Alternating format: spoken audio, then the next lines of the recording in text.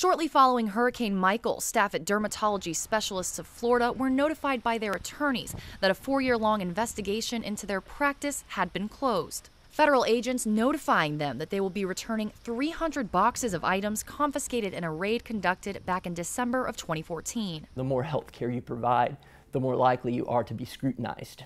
John Ward has been at the facility since before the FBI raid happened. He said it was unexpected and negatively impacted their business. It did have an impact, and we took, what the appropriate business steps were.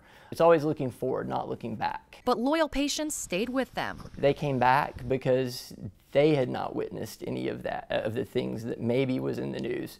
Ward says they didn't want the investigation to interrupt their business and that focusing on patients during the situation remains their #1 priority. We were confident the entire time that once an investigation was complete, it would be over and there would be minimal consequences. In this case, we actually had no penalties at all, which is practically unheard of. Ward says they're one of the largest non-hospital-based employers that provides health care in the area, which he says made them fit the profile for an investigation. They did not ever specify exactly what the investigation was, but typically with a healthcare company, it would be related to Medicare fraud and abuse, because that is a huge problem that we actually have in America.